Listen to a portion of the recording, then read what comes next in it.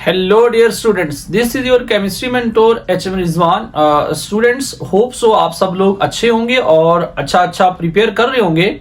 बेटा last time हम लोगों ने डिस्कशन की थी, अगर आप लोगों ने बेटा लास्ट लेक्चर वॉच आउट किया हो तो हम लोगों ने लास्ट टाइम डिस्कस किया था कि how we can prepare the carbonyl compounds.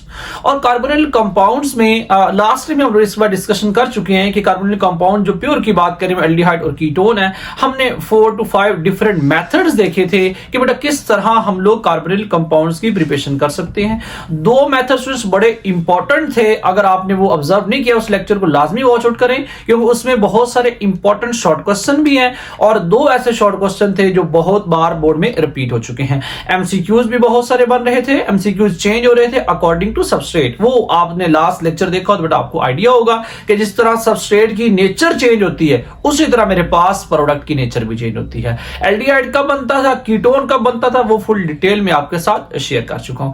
Students, आज हम लोगों ने एक्चुअल में जिस टॉपिक पे डिस्कशन करनी है वो बेटा हमारे पास है कि what is the reactivity of carbonyl compound.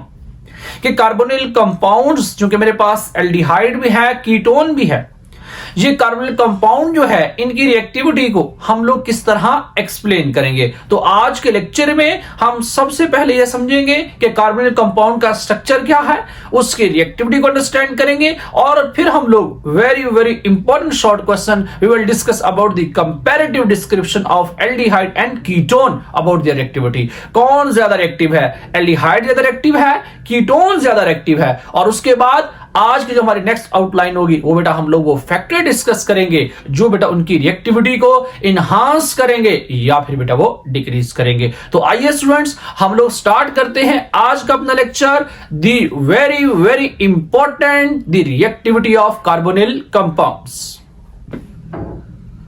Okay students, तो हम लोग स्टार्ट करते हैं बेटा सबसे पहले रिएक्टिविटी ऑफ कार्बोनिल कंपाउंड्स।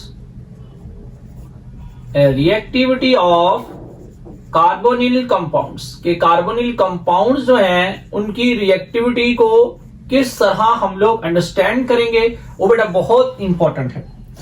तो रिएक्टिविटी ऑफ कार्बोनिल कंपाउंड से पहले स्टूडेंट्स आप सब लोगों को अगर याद हो कि लास्ट लेक्चर के अंदर हमारी जो बेटा डिस्कशन हुई थी वो डिस्कशन बेटा एक्चुअली इस बात पे हुई थी कि कार्बोनिल कंपाउंड जो है उसमें कार्बन और ऑक्सीजन के दरमियान में डबल बॉन्ड होता है। तो बेटा वही हम लोगों ने आज वहीं से अपने स्टार्ट करनी डिस्कशन कि हमारे पास the structure of carbonyl compounds, the structure of carbonyl compounds कि हमारे पास बेटा जो स्ट्रक्चर है, the structure of carbonyl compounds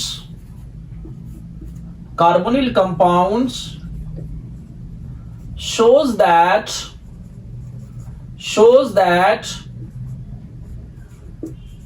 there is a sigma bond, and a pi bond present between carbonyl carbon and oxygen atom।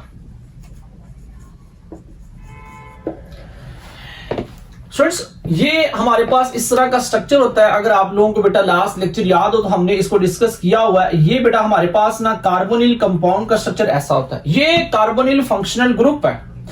अब students ये carbonyl functional group में देखें तो हमारे पास यहां पे डबल बॉन्ड प्रेजेंट है। और स्टूडेंट्स आप लोग लास्ट क्लास में ये बेटा देख चुके हैं, क्लास 11 की केमिस्ट्री चैप्टर नंबर 3 में बेटा अगर कहीं 2 एटम के दरमियान में डबल बॉन्ड आ जाए तो बेटा पहला बॉन्ड जो होता है वो हमेशा सिग्मा होता है और दूसरा बॉन्ड जो होता है वो हमेशा पाई बॉन्ड होता है। और ये भी आप लोग डिस्कस कर चुके हैं कि sigma bond is a stronger bond with respect to the pi bond, pi bond is a weaker bond, it is due to the overlapping of the orbital. और ये आप लोग क्लास 11 में सीख चुके हैं। हम लोगों ने बेटा आज जो इस स्ट्रक्चर की अंडरस्टैंडिंग करनी है कि हमारे पास ये जो सिग्मा बॉन्ड और पाई बॉन्ड है ये एक्चुअल में किस तरह इसके अंदर रेजोनेंस होती है। तो मेरे पास देखें ये कार्बोनिल स्ट्रक्चर है बेटा। अगर मैं आप लोगों को इसकी बेटा दूसरी रेजोनेंस फॉर्म शो करूं कि मेरे पास ये कार्बोनिल स्ट्रक्चर है और इसमें यहां पे बेटा मैं दूसरा इसका रेजोनेटिंग स्ट्रक्चर शो करूं तो इसमें हमारे पास बेटा कार्बोनिल स्ट्रक्चर के अंदर क्या होता है कि ये जो ऑक्सीजन है, ऑक्सीजन जो है ये आपको जो नजर आ रहा है ये oxygen is more electronegative, oxygen is more electronegative atom. Oxygen जो है वो एज कंपेयर टू कार्बन ज्यादा इलेक्ट्रोनेगेटिव है। तो बेटा ज्यादा इलेक्ट्रोनेगेटिव होने की वजह से क्या होता है, ऑक्सीजन इन पाए इलेक्ट्रॉन्स को अपनी तरफ पुल करता है। ये सिग्मा बॉन्ड वैसे का वैसे रहेगा। इस पाए बॉन्ड को, पाए इलेक्ट्रॉन को ऑक्सीजन बीइंग मोर इलेक्ट्रोनेगेटिव बेटा इन इलेक्ट्रॉन को पुल करता है, जिसकी वजह से हमारे पास क्या होता है, कार्बन की एक वैलेंसी बेटा कम हो जाती है और ऑक्सीजन के ऊपर ये नेगेटिव चार्ज आ गया और कार्बन के ऊपर ये पॉजिटिव चार्ज आ गया। अब ये हमारे पास बेटा इनकी ना रेजोनेंस फॉर्म है कि जिसमें हमें ये क्लियर नजर आ रहा है कि oxygen being more electronegative will withdraw the electron density toward itself, it will become a negative charge, it means that it will become a nucleophile. बेटा ये हमारे पास एज ए न्यूक्लियोफाइल एक्ट करेगा जब इसके ऊपर नेगेटिव चार्ज आ गया। Already इसके पास lone pair थे, वो भी न्यूक्लियोफिलिक ही है, ठीक है, लेकिन अब जो है अब इसका न्यूक्लियोफिलिक कैरेक्टर पहले से इंक्रीज हो गया। अच्छा यहां पे चेक करें, यहां पे ये पॉजिटिव चार्ज है। अब इस पॉजिटिव चार्ज को बेटा हम लोग ना पढ़ चुके हैं चैप्टर नंबर 17 के अंदर कि बेटा जो पॉजिटिवली चार्ज होता है उसको हम लोग इलेक्ट्रोफाइल बोलते हैं। हाँ ये भी जरूरी नहीं स्टूडेंट्स, आप लोगों ने इस बात को माइंड में रखना है कि ये बात जरूरी नहीं है कि बेटा हर पॉजिटिवली चार्ज स्पीशीज जो हो वो इलेक्ट्रोफाइल हो। जिस तरह हर चमकने वाली चीज सोना नहीं होती, इस तरह हर पॉजिटिव चार्ज स्पीशीज जो है वो बेटा इलेक्ट्रोफाइल नहीं होती। तो हमारे पास यहां पे ये इलेक्ट्रोफाइल है। अच्छा इसमें और इसमें थोड़ा सा डिफरेंस चेक करें। यहां पे ये जो कार्बन आपको नजर आ रहा है, ये वाला कार्बन, ये कार्बन बेटा है तो positive charge but it is a partial positive charge. इस ऑक्सीजन की बात करूं that is partial negative charge. पहले ये पार्शियल पॉजिटिव पार्शियल नेगेटिव था, अब कंप्लीट पॉजिटिव कंप्लीट नेगेटिव आ गया। तो स्टूडेंट इसका क्या मीनिंग हुआ कि इस वक्त कार्बन जो है, carbonyl carbon, it is more electrophilic. जो कार्बन है वो ज्यादा इलेक्ट्रोफिलिक हो गया है। इसका मतलब अब कोई भी न्यूक्लियोफाइल जो है वो इजीली इस पे क्या कर सकता है, अटैक कर सकता है। तो आइए स्टूडेंट्स अब हम लोग इसी को अंडरस्टैंड करते हैं। ये जो अटैक कर रहा है न्यूक्लियोफाइल वो किन चीजों पे डिपेंड करेगा। मेरे पास एल्डिहाइड हो तो फिर कौन सी चीज प्रेफरेंस में आएगी, कीटोन हो तो फिर बेटा कैसे अटैक होगा, और कौन सी चीज है बेटा जो एक्चुअली न्यूक्लियोफाइल को अटैक करने नहीं देती। ओके स्टूडेंट्स, तो हमारे पास एक्चुअली जो रिएक्टिविटी है, रिएक्टिविटी बेटा अब हम लोगों ने ना कंपैरिजन देखना है। ये मेरे पास स्ट्रक्चर हो गया। अब मैं हमारे पास कंपैरिजन में ये देखना है कि कौन सी बेटा मेरे पास, अगर मैं बात करूं कार्बोनिल कंपाउंड्स की बात करूं तो मेरे पास बेटा दो प्योर कार्बोनिल कंपाउंड जिनको हम लोग कंसीडर करते हैं, these are aldehyde and ketone. तो देखें ये सबसे पहले मेरे पास यहां पे अगर मैं एल्डिहाइड का स्ट्रक्चर इसके अकॉर्डिंग ड्रॉ करूं, एल्डिहाइड का बेटा एल्डिहाइड का स्ट्रक्चर ड्रॉ करूं तो एल्डिहाइड जो होता है वो स्टूडेंट्स हमारे पास कार्बोनिल कंपाउंड में बेटा यहां पे एक हाइड्रोजन एटम का होना नेसेसरी है। ये मेरे पास एक हाइड्रोजन एटम नेसेसरी है। अब मैं इसी की दूसरी रेजोनेंस फॉर्म ड्रॉ करूं, जैसे बेटा यहां पे ड्रॉ की हुई, तो आप सबको नजर आ रहा है oxygen being a more electronegative will withdraw this electron density toward itself. जब बेटा ये इसके तरफ चली जाएगी इलेक्ट्रॉन डेंसिटी तो ऑक्सीजन के ऊपर नजर आ रहा है नेगेटिव चार्ज आ जाएगा, कार्बन के ऊपर पॉजिटिव चार्ज आ जाएगा, और यहां पे ये R ये H वैसे का वैसे। तो मेरे पास ये दो रेजोनेंस फॉर्म है एल्डिहाइड की। अब हमने चूंकि बेटा इसकी रिएक्टिविटी को अंडरस्टैंड करना है तो हमें इसकी रिएक्टिविटी यहां इसके स्ट्रक्चर से समझ आएगी। नेक्स्ट मैं मूव करता हूं, मेरे पास बेटा नेक्स्ट है कीटोन। कीटोन की बात करूं तो बेटा कीटोन का रेजोनेटिंग स्ट्रक्चर हम देखते हैं कि वो किस फॉर्म में होता है। जैसे देखें यहां पे हाइड्रोजन था और बेटा स्टार्ट में आप लोगों को बताया था कि कीटोन में दोनों तरफ R ग्रुप प्रेजेंट होते हैं बेटा। जैसे यहां पे देखें तो ये मेरे पास अगर मैं इसका भी रेजोनेटिंग स्ट्रक्चर ड्रॉ करूं तो ये बेटा यहां शिफ्ट हो गया और मेरे पास ये कार्बन, ये ऑक्सीजन के ऊपर नेगेटिव चार्ज, कार्बन के ऊपर पॉजिटिव चार्ज। तो हमारे पास यहां पे हमारे पास इस तरफ भी R और इस तरफ बेटा क्या आ गया, R आ गया। तो यहां पे हमारे पास जो कीटोन है उसका रेजोनेटिंग स्ट्रक्चर ये वाला है। सो देखें यहां पे हम लोगों ने अंडरस्टैंड करना है कि कौन सी रेजोनेंस फॉर्म जो है वो एक्चुअली ज्यादा स्टेबल है। क्योंकि रिएक्टिविटी बेटा आप सबको पता होगा, reactivity and stability is inversely proportional to each other. इसका मतलब जो स्पीशीज यहां पे ज्यादा स्टेबल होगी इसका मतलब वो कम रिएक्टिव होगी। तो मेरे पास इस केस में देखें, ये मेरे पास एल्डिहाइड का है, ये मेरे पास कीटोन का है। तो मैं देखता हूं इसमें से ये जो रेजोनेंस फॉर्म बनी हुई है, आप सबको पता होना चाहिए बेटा, ये जो बॉन्ड मैंने आपको यहां पे इलस्ट्रेट किए हैं ये आप सबको पता चाहिए बेटा, कार्बोनिल कार्बन वाला ये जो बॉन्ड आपको नजर आ रहा है ये वाला बेटा, ये हमारे पास पोलर बॉन्ड है। क्यों पोलर बॉन्ड है वो आपको क्लियर नजर आना चाहिए बेटा कि यहां पे हमारे पास चार्ज सेपरेशन हो गई है, एक तरफ पार्शियल पॉजिटिव है, एक तरफ पार्शियल नेगेटिव है, तो इसलिए ये पोलर बॉन्ड मेरे पास बन गया है। अब हमने देखना है कि इसमें कौन सी चीज बेटा स्टेबल है, कौन सी अनस्टेबल है, क्योंकि ये फिनोमिना बेटा आपको पता होना चाहिए कि हमारे पास जो रिएक्टिविटी होती है, reactivity is inversely proportional to stability. तो हमारे पास यहां पे जो भी बेटा इंटरमीडिएट बनेगा हम चेक करेंगे उस इंटरमीडिएट में से कौन सा ज्यादा स्टेबल है। बेटा जो ज्यादा स्टेबल होगा डेफिनेटली वो क्या होगा, वो हमारे पास कम रिएक्टिव होगा। तो मेरे पास इस केस में ये बेटा आपको नजर आ रहे हैं, ये दो स्ट्रक्चर है। तो मेरे पास इस केस में मैं कह रहा हूं कि इस केस में ये वाली चीज जो है ना, ये वाली ये लेस स्टेबल है। वाई बेटा जरा आपने फोकस करना है। मेरे पास इस केस में ये हमारा मेन फोकस है, ये हमारा मेन फोकस है इस पे, ये हमारा मेन फोकस है, इस पे फोकस करना हम लोगों ने बेटा। इस केस में देखें तो मेरे पास यहां पे ये स्पीशीज जो है कार्बन पॉजिटिवली चार्ज वाली कार्बोकेटाइन जो बना हुआ है, इसको इलेक्ट्रॉन की डेफिशिएंसी है। तो बेटा इसको इलेक्ट्रॉन की डेफिशिएंसी है और इसकी लेफ्ट साइड पे एक बेटा अल्काइल ग्रुप प्रेजेंट है जो कि R है। और बेटा ये इसको इलेक्ट्रॉन क्या कर रहा है, ये इलेक्ट्रॉन डोनेट कर रहा है। तो इसकी डेफिशिएंसी को क्या कर रहा है, ये कम कर रहा है। इसका मतलब क्या हुआ, यहां पे इस केस में अगर जब ये इलेक्ट्रॉन यहां से मूव कर जाते हैं तो इसके ऊपर इलेक्ट्रॉन डेफिशिएंसी इंक्रीज हो जाती है, लेकिन इसके साथ अल्काइल ग्रुप लगा हुआ है जो इलेक्ट्रॉन डोनेट कर रहा है, जो इसकी इलेक्ट्रॉन की डेफिशिएंसी को कम कर रहा है।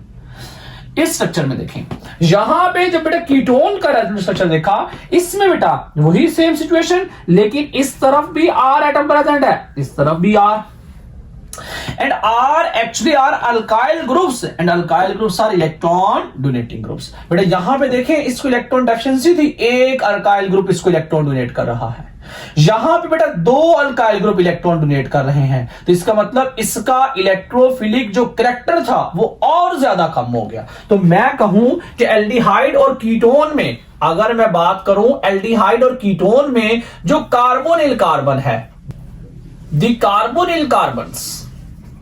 carbonyl carbon in aldehyde, the carbonyl carbon in aldehyde is more electrophilic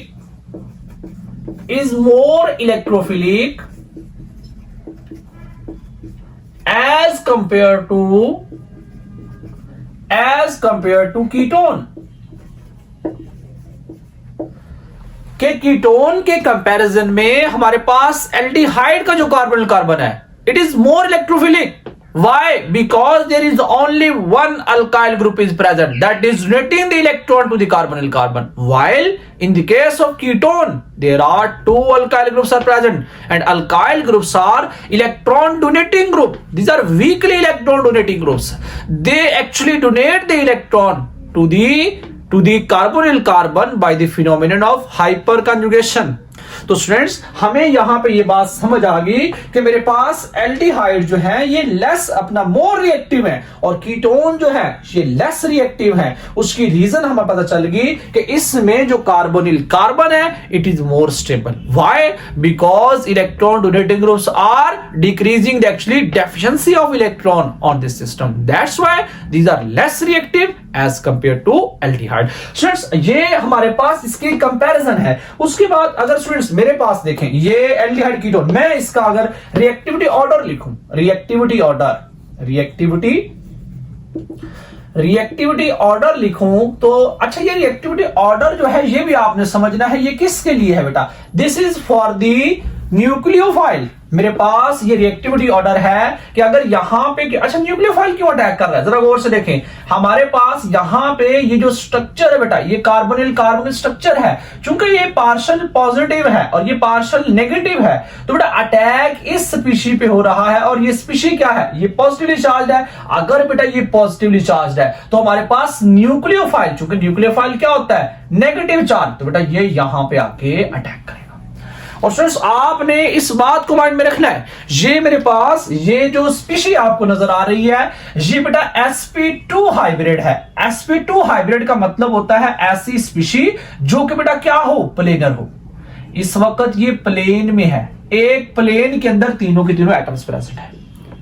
लेकिन बेटा आपने इस चीज को याद रखना है, वैसे तो प्लेनर स्पीशीज के बारे में हम लोग बोलते हैं कि हमारे पास बेटा प्लेनर स्पीशी में अटैक दोनों तरफ से इजीली हो जाता है, लेकिन इस केस में आपने याद रखना है कि यहां पे ऑक्सीजन एटम प्रेजेंट है, तो न्यूक्लियोफाइल की जो अप्रोच है वो बेटा इसके बैक साइड से हो सकती है, ऊपर फ्रंट साइड से नहीं हो सकती। तो अटैक जब भी होगा बेटा इसकी बैक साइड से होगा, ये फ्रंट से वो अटैक नहीं कर सकता। तो यहां पे चूंकि न्यूक्लियोफाइल ऐड हो रहा है, तो इसका मतलब यहां पे जो रिएक्टिविटी ऑर्डर लिखा हुआ है वो on the basis of attack of nucleophilic reagent की बात हो रही है कि रिएजेंट का जो न्यूक्लियोफिलिक पार्ट है उसके अकॉर्डिंग हम लिखें तो हमें पता होना चाहिए कि हमारे पास बेटा जो एल्डिहाइड्स हैं, एल्डिहाइड्स जो हैं, these are more reactive toward nucleophilic addition reaction as compare to ketone. ये स्टूडेंट्स आप लोग सेंटेंस लिख लें कि एल्डिहाइड्स, ये जो ऑर्डर लिखा हुआ है कि एल्डिहाइड्स आर मोर रिएक्टिव, ये मोर रिएक्टिव है, more reactive towards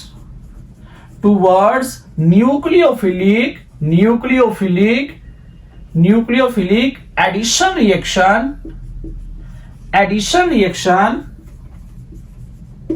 as compare to ketone.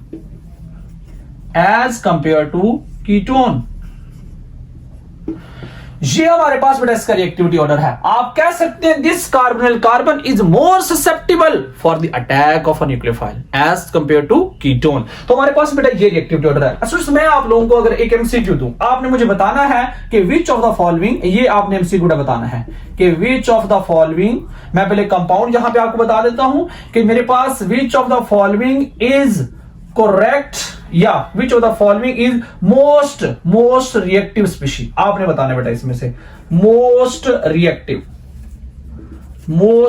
Species, इसमें से कौन सी ज्यादा रिएक्टिव स्पीशी आपने बताना है। मेरे पास बेटा यहां पे अल्फा मेरे पास लिखा है CH3 C double bond O और यहां पे लिखा हुआ है CH3। बीटा में मेरे पास लिखा हुआ है CH3 C double bond OH। Charlie में मेरे पास लिखा हुआ है C2H5 C double bond O CH3 और डेल्टा में मेरे पास लिखा हुआ है HC double bond OH। Students ये चार ऑप्शन है आपके पास। आपने जो अभी मैंने स्टेटमेंट ऊपर बताई आपने उस पर जरा फोकस करना है कि which one is the more susceptible for the attack of a nucleophile, और उसके अकॉर्डिंग आपने देखना है कि इनमें से कौन सा करेक्ट ऑप्शन है। तो स्टूडेंट्स आपको 1 मिनट देते हैं, जल्दी से इस एमसीक्यू को सॉल्व करें और फिर मैं आपको इसका आंसर दूंगा, तो आपने मैच करना है, देखते हैं किसका आंसर करेक्ट होता है। ओके स्टूडेंट्स, तो आप होप सो आप सब लोगों ने इसमें से करेक्ट आंसर देख लिया होगा। तो बेटा इसका जो करेक्ट ऑप्शन है कि सबसे ज्यादा रिएक्टिव कौन है, दैट इज डेल्टा 1। हमारे पास सबसे ज्यादा जो रिएक्टिविटी है बेटा वो इसकी है, उसकी अब रीजन क्या है वो आप लोग बेटा इस स्ट्रक्चर में देख सकते हैं। मेरे पास अगर मैं डाइमिथाइल कीटोन की बात करूं तो बेटा यहां पे dimethyl ketone CH3 C double bond O और यहां पे CH3, इसका रेजोनेटिंग स्ट्रक्चर ड्रॉ करूं बेटा, अगर मैं इसका रेजोनेटिंग स्ट्रक्चर ड्रॉ करूं, ये वाले इलेक्ट्रॉन इधर चले गए, मेरे पास CH3 C, यहां पे O नेगेटिव, यहां पे CH3 और इस कार्बन पे फिर कैसे चार्ज आ गया, पॉजिटिव, ऑक्सीजन पे नेगेटिव और इधर पॉजिटिव। तो देखें जरा गौर से स्टूडेंट्स, यहां पे इस कार्बन पॉजिटिव चार्ज है और यहां पे दो अल्काइल ग्रुप प्रेजेंट है जो इसको क्या कर रहे हैं, इलेक्ट्रॉन डोनेट कर रहे हैं। ये अल्फा मेरे पास है। अगर मैं बीटा की बात करूं तो ये तो मेरे पास कीटोन था, मैं बीटा की बात करूं, बीटा मेरे पास CH3 C double bond OH, इसमें बेटा क्या होगा, ये इलेक्ट्रॉन जो ले लेगा और मेरे पास यहां पे CH3 C single bond O, यहां पे कार्बन पॉजिटिव चार्ज और यहां पे H। तो स्टूडेंट्स इसमें देखें, इस रेजोनेटिंग स्ट्रक्चर में आपको नजर आ रहा होगा यहां पे सिर्फ A ग्रुप है, मिथाइल ग्रुप है जो इसको इलेक्ट्रॉन डोनेट कर रहा है। अगर मैं चार्ली की बात करूं तो बेटा चार्ली में आपको क्लियर नजर आ रहा होगा, यहां पे मेरे पास CH3 CH2 C double bond O और CH3। तो यहां पे ये मेरे पास जब इसका रेजोनेंट स्ट्रक्चर होगा तो वो CH3 CH2 C O negative C positive CH3। Students देखिए जरा गौर से, यहां पे एक तरफ से इथाइल ग्रुप है और एक तरफ से मिथाइल ग्रुप है, तो ये और इलेक्ट्रॉन डेफिशिएंसी जो थी उसको और कम कर दिया, इन्होंने इलेक्ट्रॉन और ज्यादा डोनेट कर दिए। और लास्ट की अगर बेटा मैं बात करूं तो मेरे पास यहां पे फॉर्मल्डिहाइड है, फॉर्मल्डिहाइड मेरे पास यहां पे फॉर्मल्डिहाइड है HC डबल बॉन्ड OH।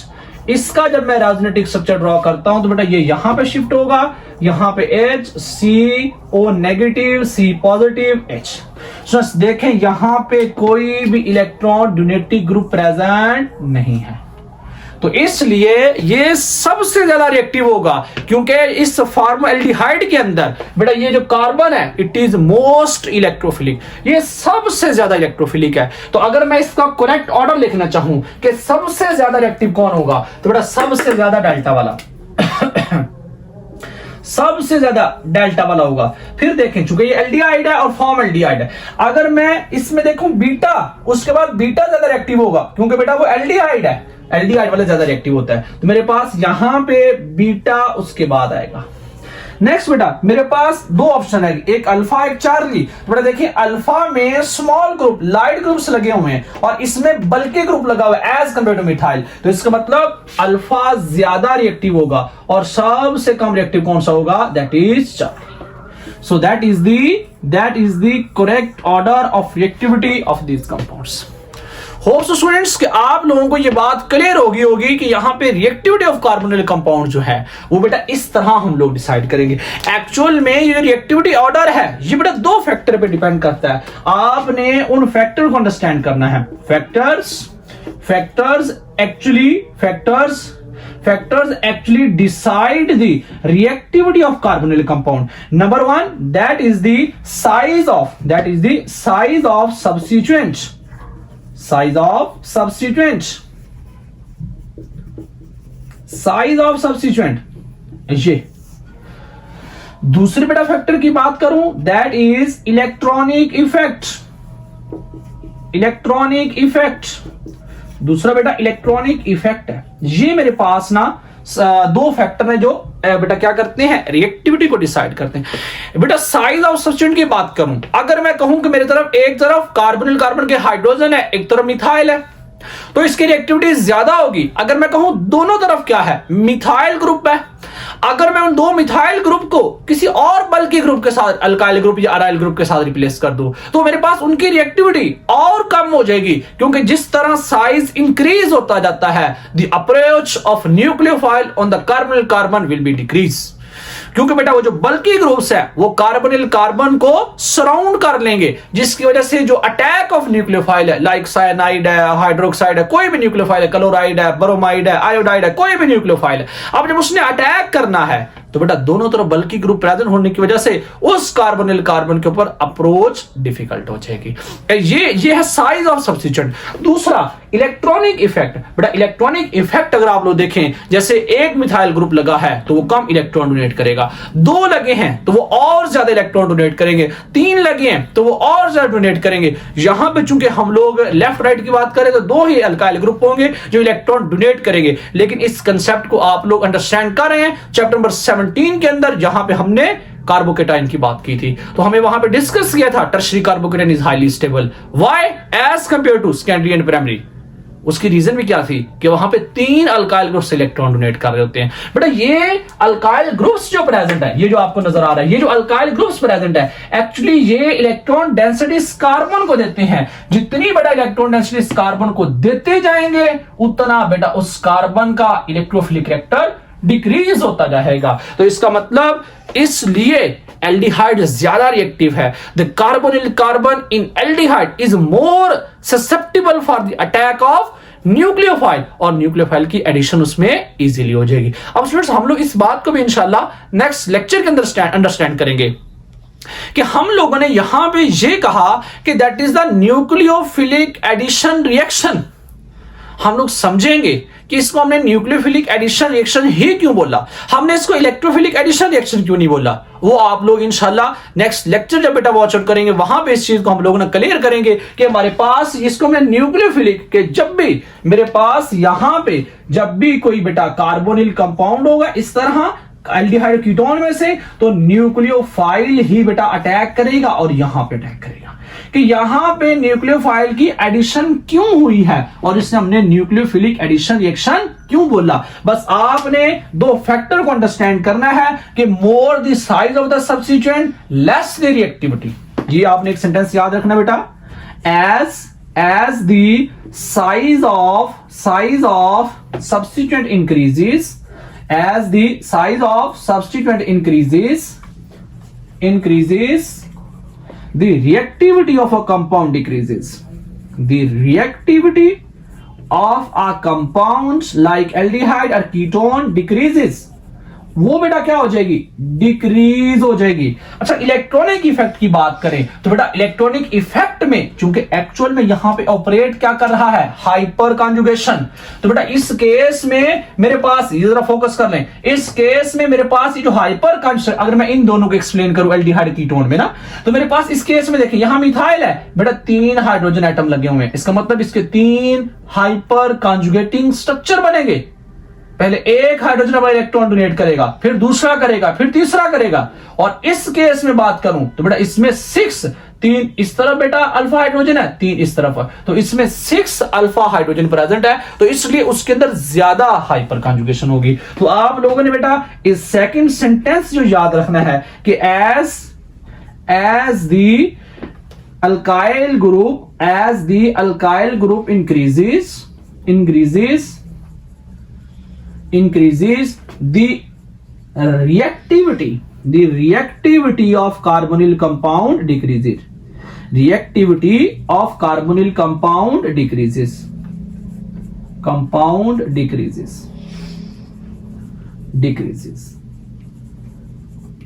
कि हमारे पास जिस तरह बेटा उसमें एक तरह मिथाइल था तो उसकी रिएक्टिविटी ज्यादा थी, दोनों तरह मिथाइल आगे उसकी रिएक्टिविटी और कम होगी। तो स्टूडेंट्स यहां पे आप लोगों ने इस चीज को याद रखना है। अगर मैं कहूं कि मेरे पास फॉर्मल्डिहाइड है, मेरे पास एसिडल्डिहाइड है, इन दोनों में से ज्यादा रिएक्टिव कौन होगा, तो डेफिनेटली वो फॉर्मल्डिहाइड होगा। Why? Because in acetaldehyde there is a methyl group that is a weakly electron donating group by the phenomenon of hyperconjugation. हो सो स्टूडेंट्स आप सब लोगों को reactivity of carbonyl compound clear हो गया होगा।